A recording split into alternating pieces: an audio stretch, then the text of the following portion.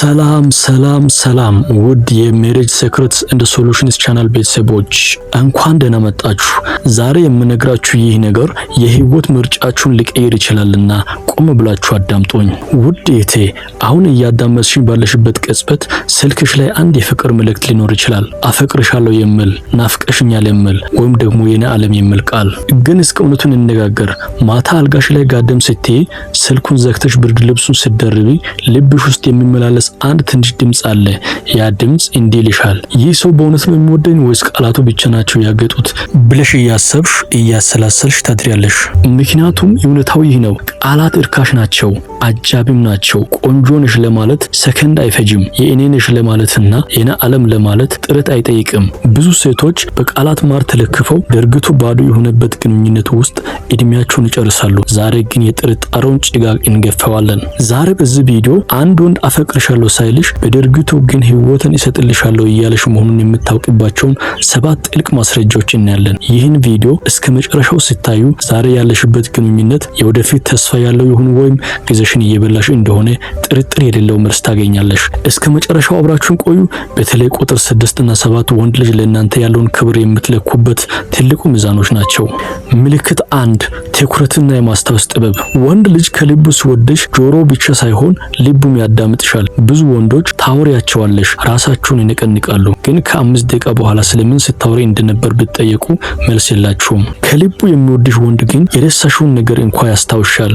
ለምሳሌ ሊዲያ ለፍቅረኛዋ ሐሙስ ዕለት ወሳኝ የሥራ ቃለ መጠይቅ ወይም ኢንተርቪው አለኝ ትንሽ ፈርቻለሁ ብላው ነበር። ሐሙስ አለፈ። እሱ ግን በዚያው ቀን አንድም አልደወለም። ማታ ሲደውልም የጠየቃት ዛሬ ምን ሰራሽ ብሎ ነበር። ሊዲያ ፍርሃት የነበራት ቀጥሮ ትዝ እንኳን አላለው። እስቲ አስቡት፣ ለሊዲያ የሚጨነቅ ወንድ ቢሆን ኖሮ ምን ያደርግ ነበር? ገና ቃለ መጠይቁ ከመጀመሩ በፊት በርቺ ትችያለሽ ይላት ነበር። ካለቀ በኋላ ደግሞ ውጤቱን ለመስማት ቀድሞ ይደውል ነበር። አንቺ እንዲሁ ዛሬ ስብሰባ አለብኝ ብለሽው አልፈሽ ሊሆን ይችላል። እሱ ግን በዚያ ሰዓት ደውሎ እንዴት አለፈ ካለሽ ያ ትኩረት ነው። ትኩረት ደግሞ ፍቅር የሚናገርበት ድምጽ የሌለው ቋንቋ ነው። ከልቡ የሚያፈቅርሽ ወንድ አንቺ በጨረፍታ የተናገርሽውን ነገር እንደ ትልቅ ቁም ነገር ይይዘዋል። ትናንት ሆድን አሞኛል ካልሽው ዛሬ እንዴት ነሽ ብሎ መጠየቅ አይረሳውም።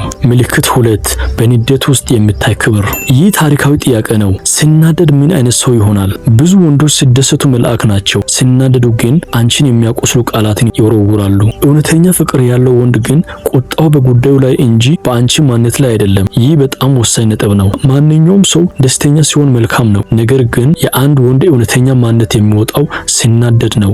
አንቺን ከልቡ የሚያፈቅርሽ ወንድ ቁጣው ክብሩንና ለአንቺ ያለውን አክብሮት አይበልጠውም። ሀ እና ለ የሚባሉ 2 ወንዶችን አስቡ። ወንድ ሀ ሲጣላ ስድብና ማዋረድ ይቀነዋል። ለ ግን ሲናደድ እንኳ አሁን ተቆጥቻለሁ ቆይተን ብናወራ ይሻላል ይላል። ፍቅር ማለት ቁጣ ሲነሳ እንኳ የአንቺን ስብዕና አለመንካት ነው። ምልክት 3 በጨለማ ቀናትሽ አብሮሽ መቆም።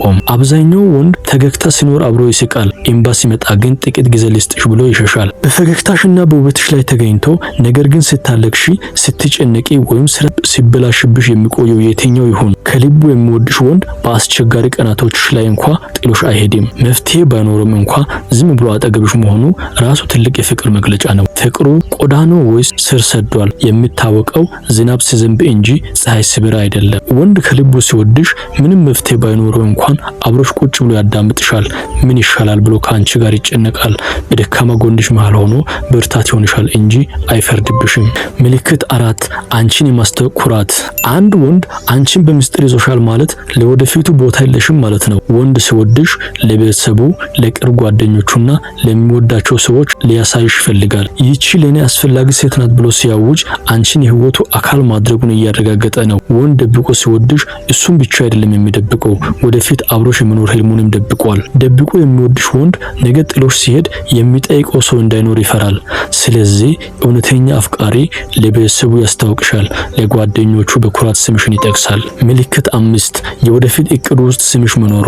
ወንድ ልጅ ስለ ነገ ሲያስብ እኔ ከሚል ቃል ይልቅ እኛ የሚለውን መጠቀም ከጀመረ ልብ ውስጥ ነክሰሻል ማለት ነው። ቤት ስንገዛ፣ ልጆቻችን ሲያድጉ እያለ የሚያወራው ወንድ በምናቡ ውስጥ የእርጅና ዘመኑን ከአንቺ ጋር ስሏል። እቅድ የሌለው ፍቅር መድረሻ እንደሌለው ጉዞ ነው። ምልክት 6 እውነተኛ ይቅርታና ለውጥ። ይህ ነጥብ ጥልቅ ነው። ብዙ ወንዶች ይቅርታ የሚሉት ጸቡ እንዲቆም ብቻ ነው። ነገር ግን ከልቡ የሚወድሽ ወንድ ስህተቱን አምኖ ለመለወጥ ይቅርታ ይጠይቃል። በተቃራኒው ደግሞ ሰላም ለመፍጠር ብቻ ሳይሳሳት ይቅርታ የሚል ወንድ ከሆነ ግንኙነቱን በውሸት ላይ የገነባ ነው። እውነተኛ ፍቅር ስህተትን አምኖ የመቀበል ብስለት ነው። ሳይሳሳት ወይም ስህተቱን ሳያምን ግን ሰላም ለመግዛት ብቻ ሐሰተኛ ይቅርታ አይናገርም። ይቅርታ ቃል ሳይሆን ለውጥ መሆኑን ያምናል። ምልክት 7 ለትንንሽ ነገሮች ያላቸው ትልቅ ትርጉም። ፍቅር የሚገነባው በትልልቅ ስጦታዎች ብቻ አይደለም፣ በትንንሽ ድርጊቶች እንጂ። ትልቅ ፍቅር ማለት የትንንሽ ድርጊቶች ስብስብ ነው። ሳታዡ የምትወጁን ምግብ ይዞልሽ መምጣት፣ ደክሞሻል ብሎ ስራ ማገዝ፣ ወይም ደግሞ የምትወጁን ነገር አስታውሶ ማድረግ፣